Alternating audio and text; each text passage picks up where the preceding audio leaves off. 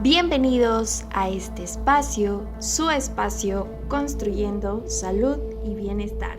Yo soy la psicóloga Brenda Busbet y les doy la bienvenida a un episodio más de esta su sección Cultívate Literariamente, en donde nos damos la oportunidad de poder revisar algún texto de autores mexicanos que tengan propuestas para la salud y el bienestar.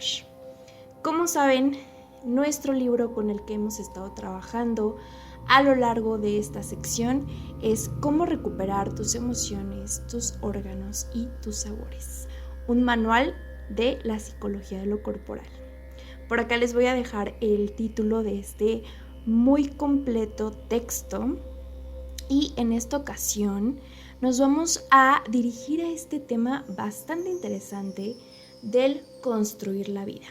Cultivar un proyecto de vida, de la autora Arcelia Lourdes Solís Flores, que ella lo titula como Construir la vida o solo reproducirla, la importancia del proyecto de vida, pero yo quise cambiar un poquito el título para, como saben, aquí reflexionamos, analizamos, concretamos y damos una propuesta que va aunada a justamente lo que el autor o autora en este caso nos quiera compartir.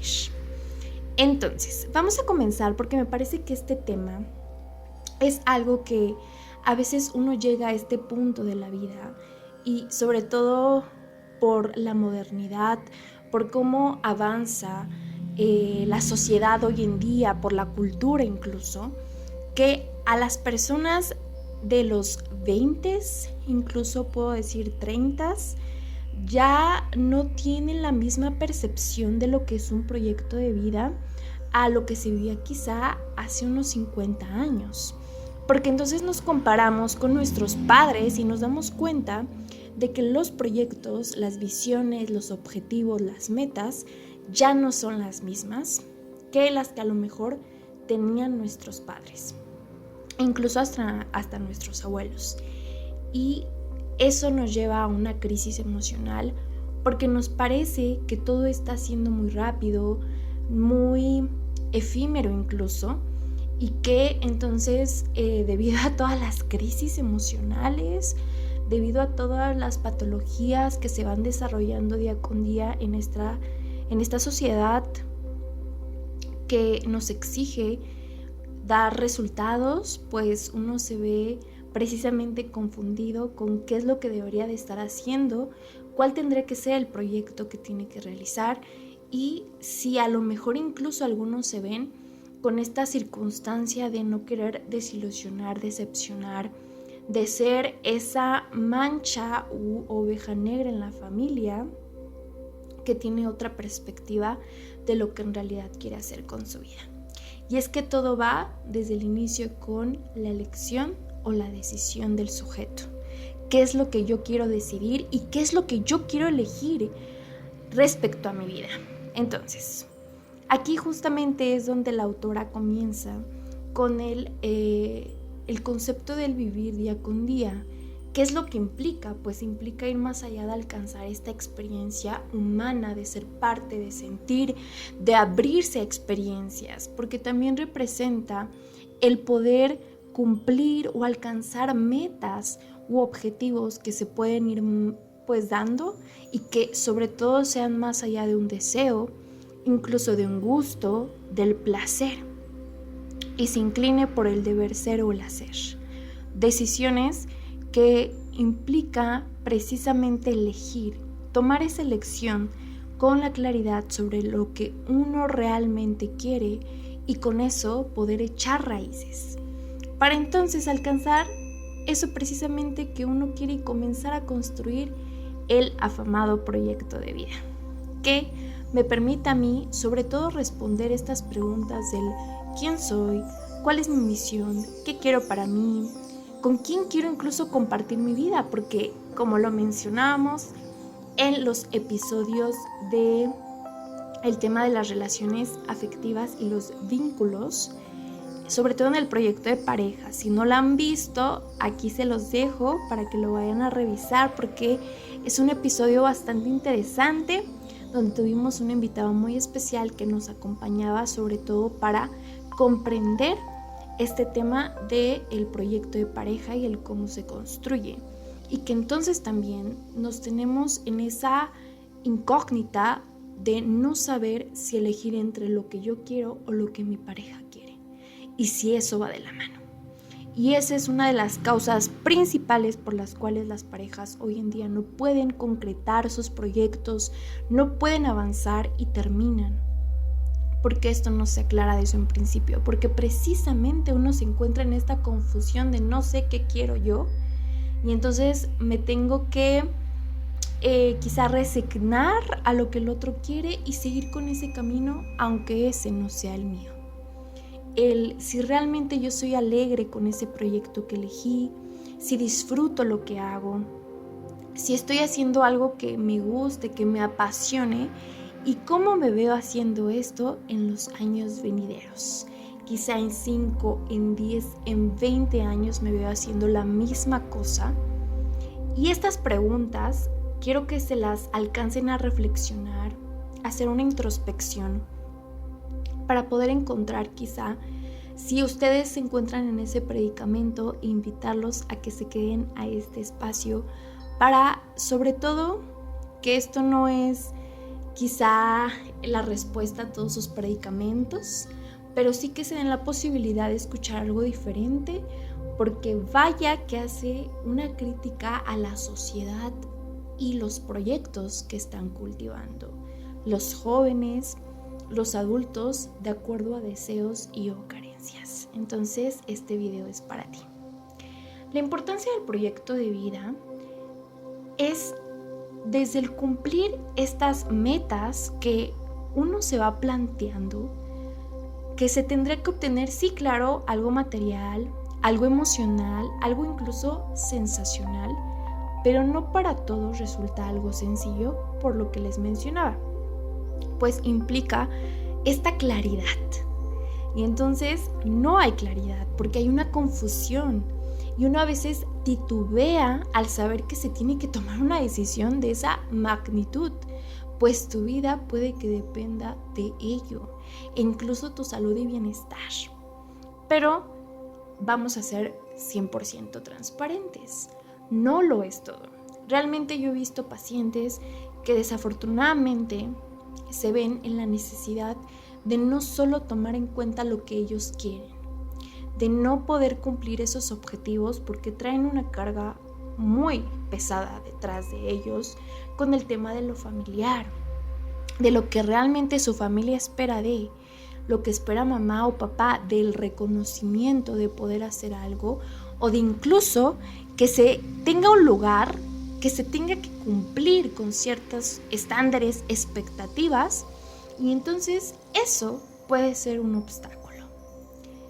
Porque hay factores, hay circunstancias, o como lo decía, obstáculos, que no permiten tomar o elegir algo y que a uno le impide llegar a eso que, como les mencionaba, pues pareciera muy sencillo, un proyecto, pues es algo que yo quiero.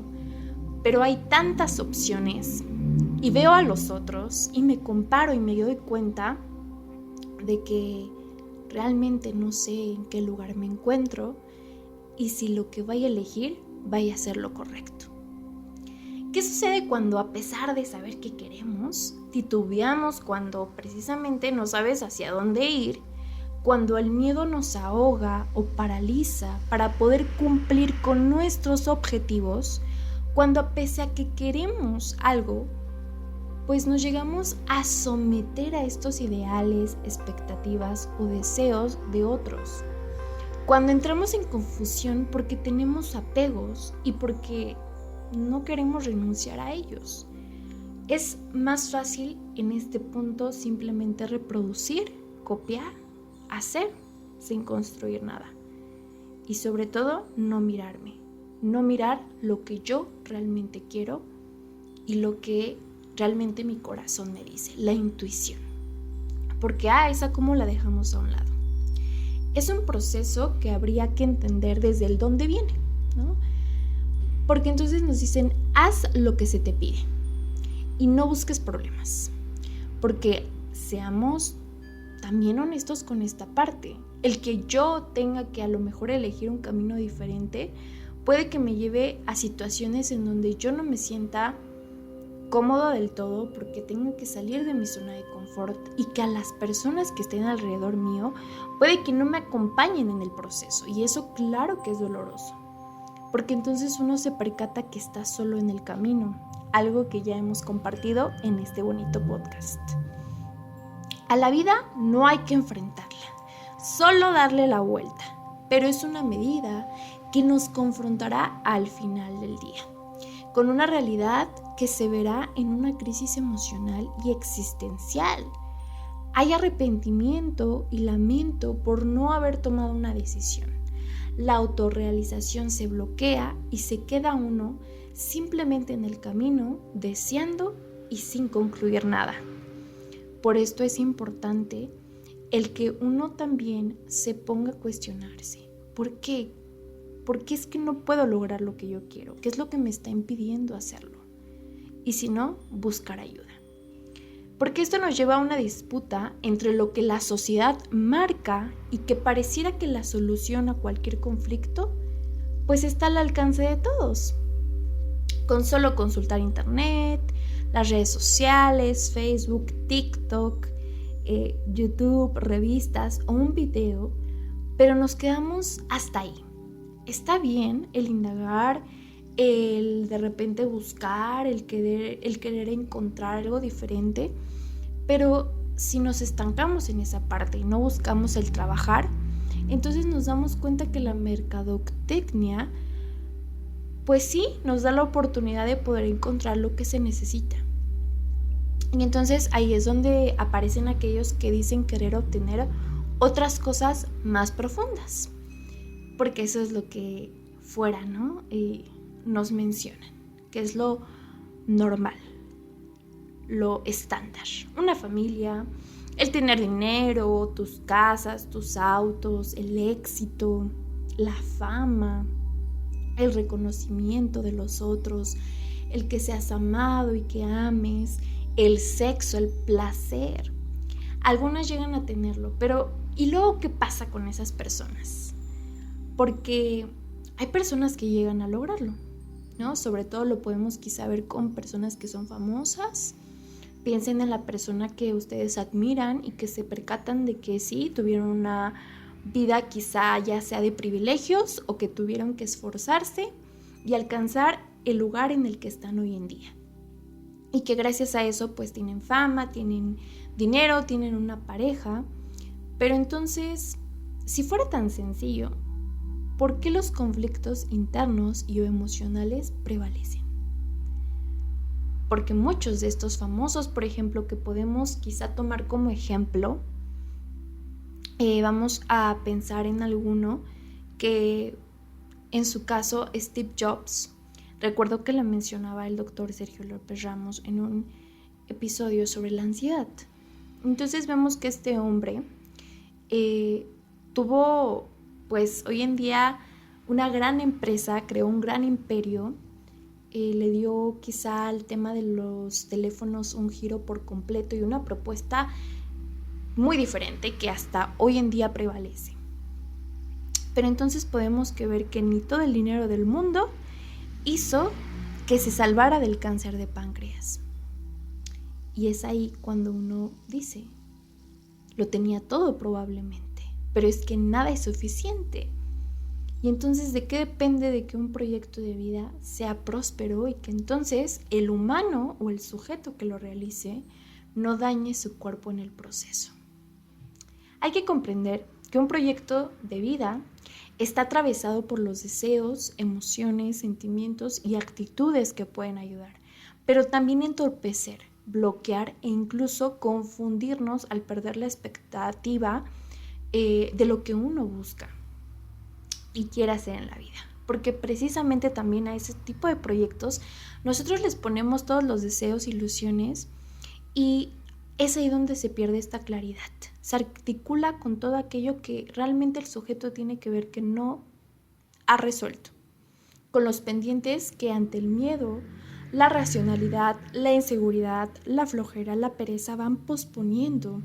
Y esto no es que desaparezca, se queda en la memoria del cuerpo y el olvido. Se asume una actitud de resignación, de conformismo, y lo que hace que uno piense que no se puede. E incluso uno pues deja que esto afecte su estado de ánimo. Entonces uno realmente ya no puede avanzar. Pero veamos qué tanto depende de nosotros para tomar la responsabilidad y qué tanto depende de lo que suceda fuera de. Porque sí, hay una carga que puede ser familiar, social y cultural, que esté siendo un obstáculo también en nuestro proyecto de vida, tomando un proyecto sentido. Ya habíamos platicado del proyecto sentido para aquellos que no han revisado el episodio de el cómo se construyen las infancias, del cómo construir a un niño o niña a través de la crianza. Les invito a que vayan a revisar ese episodio que estuvo muy interesante. Por acá se los dejo. Entonces, hablemos de que culturalmente nos apropiamos de formas, usos y costumbres, valores y normas, esquemas y estilos de vida que aprendemos en nuestro primer espacio nuclear, que es la familia, los padres. Y segundo, la sociedad a la que pertenecemos. Ubicarse en tiempo y en espacio nos va a permitir entender que México ha sido un país definido como subdesarrollado, a comparación de aquellas grandes urbes o conocidas como primer mundo, donde podemos observar que se materializaron los estilos de vida.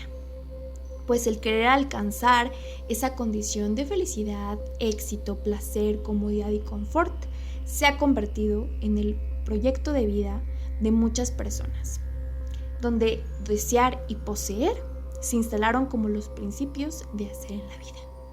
La autora nos expone esto y entonces me parece que podemos llegar a reconocer que existe un efecto colateral, el por qué a la consulta llegan pacientes que aprendieron que todo y en particular las personas tienen un valor. Y ese valor es dado por lo externo y no por la propia percepción. Tengo un muy bonito episodio en donde yo les platico de la importancia de reconocerse valioso. ¿Por qué yo soy una persona valiosa? Que es una pregunta que hasta hoy en día, en mis 3 años de consulta, pocos pacientes pueden contestar con facilidad, porque cuesta trabajo, porque entonces mi valor depende de la buena persona, de la buena gente que yo sea con los demás, y no por el simple hecho de tener vida y de ser un ser humano. Depende de lo que tenga, depende de mi éxito profesional y o laboral, del título que tenga colgado en mi oficina o consultorio, del número de seguidores, del número de personas que constantemente quizá me dan like, me ven, y todo esto se vuelve parte de nuestra cotidianidad. Y que entonces hoy en día desafortunadamente el único proyecto de vida de muchos jóvenes que vemos, más envueltos quizá en esto de las redes sociales, sea precisamente el obtener fama, seguidores y corazones. Y entonces uno se da cuenta que se van construyendo apegos en aquello que precisamente nos da ese valor. Por eso hay una obsesión, una necesidad de ser reconocido, de ser aclamado. Y vemos esto en el resultado de las personas que hoy en día hacemos nosotros famosos y que de alguna forma quizá conectamos, pero hay otros tantos que entonces uno se percata y dice, ¿realmente es una persona que está aportando a la sociedad? O simplemente me entretiene, pero algo llena. Y estos dicen que no hay mala forma de obtener fama, no hay mala publicidad, y nos hacemos apegados a eso precisamente. Hay otros tantos que entonces no es en las cosas o objetos, sino en las personas que aunque son personas que sé que me causan un problema, un conflicto en mi vida, algo en algún momento me hizo sentir valioso o valiosa con esa persona, y entonces hoy en día me cuesta mucho trabajo poder soltar. Y con esto aprendemos a desear incluso aquello que el otro tiene, y aparece la condición o el deseo de la envidia. Algo muy interesante que alguna vez escuché de los 108 deseos es que la envidia es una condición que se construye porque yo siento que soy incapaz de lograr lo que el otro tiene, cuando no me doy cuenta que el otro simplemente ha hecho algo diferente, que es trabajar y ser constante para obtener aquello. Y que entonces, en vez de estar tirando mala vibra, como dirían, ¿por qué no me doy cuenta quizá de lo que yo he construido en mi camino? Que por algo las circunstancias o incluso yo mismo he impedido el poder alcanzar eso que para mí el otro a lo mejor tiene mejor que yo. Y también se crece la ingratitud, el reclamo, hasta el resentimiento. Desear y poseer son formas de apropiación que los padres decidieron depositar sobre los hijos, sobre nosotros. Pero no siempre es precisamente lo que anhelamos. Tiene que ver con el deseo del otro. Y entonces, si yo soy hijo, tengo que desvincularme de esa idea que tienen mis papás sobre mí y empezar yo a crecer en mi propio camino, no por temor, no desde el miedo, no desde esta desilusión, sino el precisamente aperturar nuevas prácticas, hábitos, actos dentro quizá de la familia, del sistema. Porque entonces mamá y papá tienen una idea de cómo tendría que ser mi vida. Los padres, si es que son padres los que escuchan esto, que sean la posibilidad de ver qué tantos deseos, expectativas y anhelos han puesto sobre sus hijos que probablemente ellos nunca vayan a querer cumplir, porque ellos tienen su propio camino. Ellos son individuos que, pese a que mamá salieron de tus entrañas y papá tú los has criado, mantenido y proveído, pues desafortunadamente no está quizá esa posibilidad de que sigan ese camino, ¿no? Y los padres creen precisamente esta apropiación porque los hacen suyos, porque creen que son de su propiedad, cuando no se percatan de que son seres humanos precisamente individuales y que van a tener formas de pensar, de actuar, ideales diferentes y que no por eso son menos valiosos. Pero precisamente me parece que ese está siendo el obstáculo para que estos ahora adolescentes tomen también responsabilidades. Porque la autora menciona esta crítica al jugar y estudiar. Esto es algo que les cuesta trabajo a los adolescentes, adquirir responsabilidades más allá del estudiar, pues lo ven como una dualidad entre el placer y la obligación, porque ésta se mira con pesadez. Además de que estos padres, por sobreproteger, les inculcan que su única responsabilidad es estudiar y las tareas del hogar son desplazadas y entonces ya no hay un sistema de cooperación ni colaboración dentro del hogar. Los padres se encargan de resolverles la vida. Trabajar se vuelve entonces el antagonismo de la comodidad, el goce, el placer y la diversión.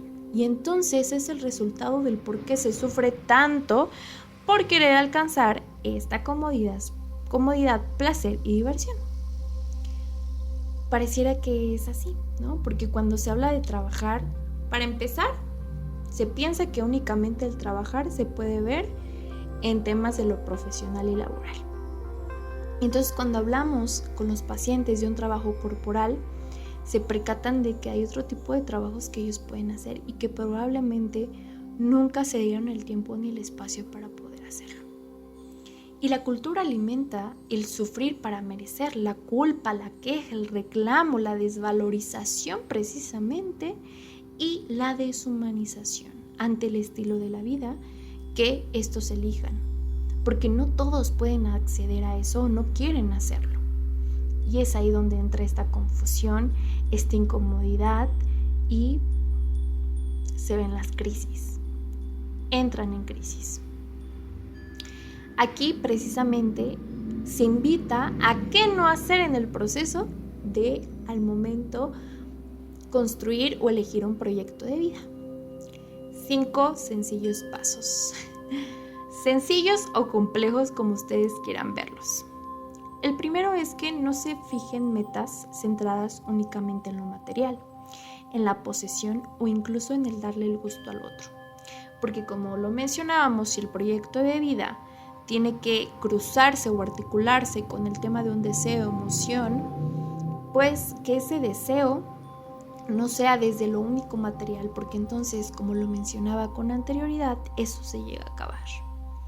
Y entonces puedo tener mucho dinero, puedo tener muchas cosas materiales, pero el vacío emocional y hasta espiritual sigue ahí presente. Si yo pienso el cumplir la expectativa del otro, tengo que ver cuál es la necesidad por la cual yo estoy cumpliendo ese deseo que no me corresponde y que sobre todo no me arrepienta de esos actos, haciendo conciencia. Porque con esto se siembra el deseo de acumulación ante una competitividad y sometimiento que nos coloca en una condición propicia para construir una enfermedad. Nada es suficiente. Únicamente vamos detrás de lo material, del poseer. Y esto, incluso esta parte de la competitividad la podemos ver hoy en día en las industrias, incluso en la sociedad fuera de, porque con tal de conseguir aquello que yo quiero, voy a pisotear a quien sea que se me ponga en mi camino. 2. Planear y sostener el proyecto de vida en lo racional y los deseos. Algo que no se debe de hacer es desde esa ilusión, expectativa, fantasía, porque hay que ser realistas. Realmente, ¿cuáles son mis posibilidades en esta vida? ¿Qué tanto está siendo impulsado o motivado por la mercadotecnia? Recuerdo hace algunos meses, si no es que el año pasado, había este famosito video de que hoy en día los jóvenes ya no tienen un proyecto como tal, que su proyecto es el simplemente ser TikTokers, ser influenciadores o influencers. Y entonces hay personas que quizá tienen el privilegio de lograrlo, hay otros tantos que se han esforzado por muchos años, hay otros que estudiaron, etc. El punto es precisamente ver qué tanto estoy siendo llevado por la corriente para querer realizar ese proyecto que quizá no vaya con lo que realmente mi cuerpo, mi corazón, mi espíritu me está diciendo. 3. Partir del presente inmediato sin considerar el pasado, la historia de vida, es decir, la condición humana que yo tengo. Aquello que no se haya resuelto sin haber concientizado primero el proceso de construcción que instauramos en el cuerpo. Porque eso es un obstáculo para nosotros.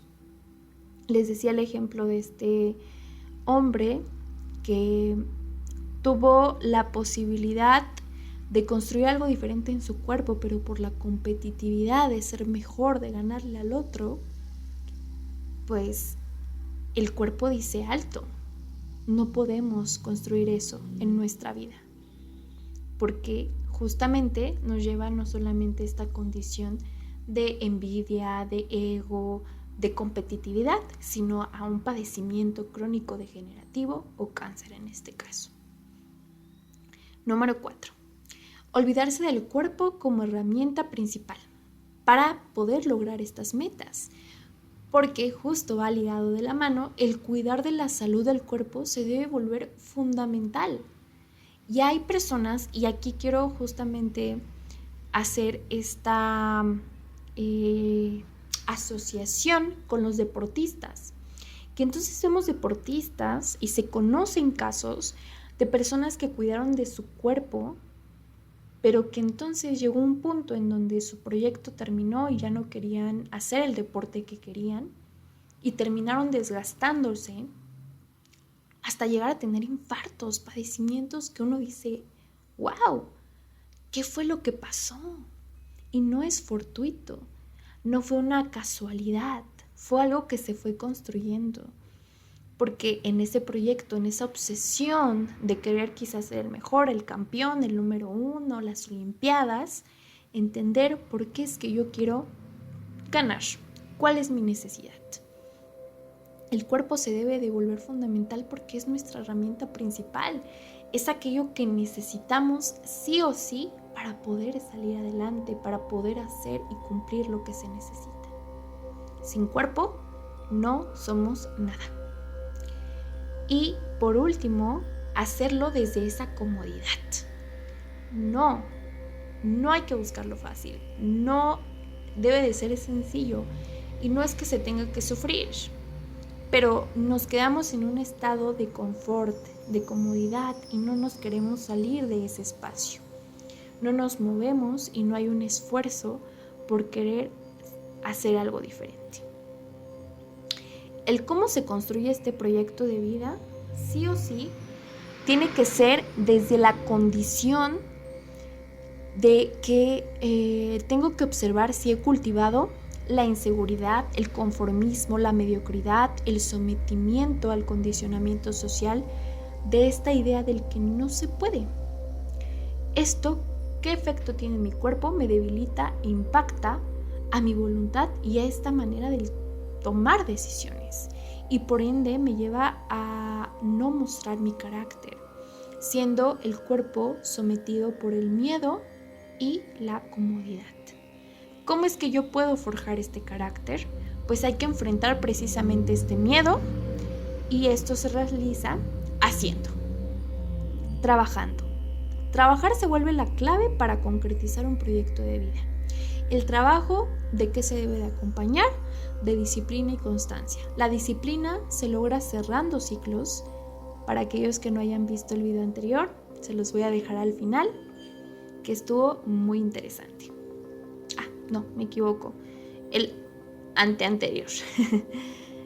El anterior fue lo que nadie nos dice estudiar psicología. Pero en el tema del cerrar ciclos, uno tiene que terminar lo que empieza, identificar esas causas que alteran la vida emocional para poder solucionar, confrontar la comodidad y el placer. Y que esto precisamente no sea un obstáculo que no me permita alcanzar mi proyecto, concretarlo. Y se recomienda una práctica de un trabajo corporal. Una práctica de cualquier tipo que invite a mover el cuerpo y romper con esa condicionalidad corporal y construir el bienestar, la paz y la integridad en el cuerpo. A tomar en cuenta para tomar y plantear el proyecto de vida, para elegirlo, son 8 pasos. El primero es conocer mi origen, es ir hacia donde esta pregunta me lleve del quién soy, de dónde vengo, para entender por qué razones que yo elegí ese proyecto. Ya les contaré quizá más adelante porque ahora yo lo entiendo con más claridad, el proyecto que yo tengo, porque es algo con lo que he vivido toda mi vida, ¿no? Es una condición que ha estado presente, que quizá ya no está en mi cuerpo como antes, pero en algún punto se cruzó con mi historia, se ha cruzado con las personas que han estado a mi alrededor y que hoy en día precisamente entiendo y veo mi origen, veo de dónde vengo, veo de dónde se gestó, los ancestros, los antepasados, y entonces me permite entender cómo es que puedo plantear este proyecto. Número 2, hacerlo desde la alegría. El que este proyecto genuinamente sea algo que me traiga alegría, no euforia ni ansiedad, alegría pura. Y precisamente que eso sea mi motivación para poder llevarlo a cabo, para poder trabajar en él. ¿Qué nos lleva al tercero? Tener la claridad sobre lo que quiero. Que no sea impuesto por los otros, que no sea impuesto por la sociedad, por el deber ser. Que sea realmente algo que me apasione y que mi intuición me diga que ese es el camino.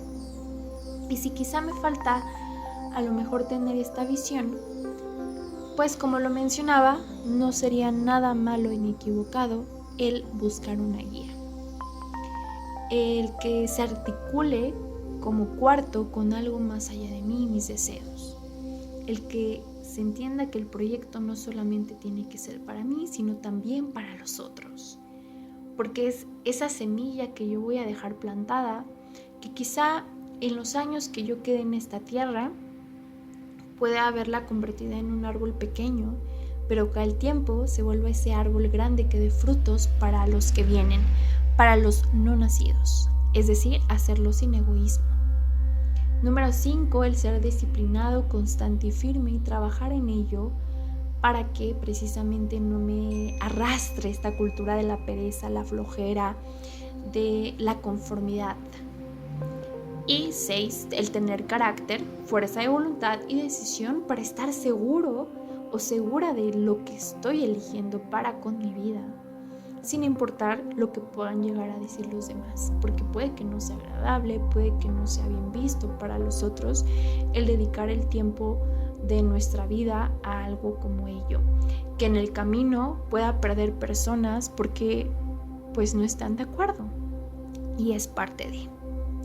7, y muy importante, resolver el proceso emocional, que creo que eso es algo que sale.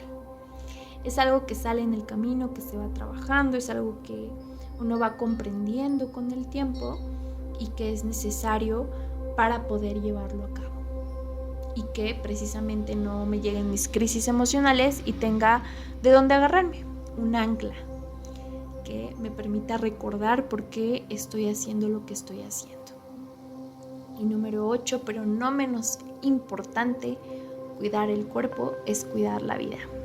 Como lo mencionaba con anterioridad, el dejarlo a un lado y con la idea de que uno no tiene que dormir, que uno no tiene que comer, que uno no tiene que cuidarse por llegar a eso, precisamente podemos ir a este tipo de personas que quizás su proyecto era ser famosos o componer cierto tipo de letras, hacer música, y que es bien, pero que se ven justamente arrastrados por los deseos, las pasiones, y que eso los lleva pues precisamente a descuidar y olvidar su cuerpo.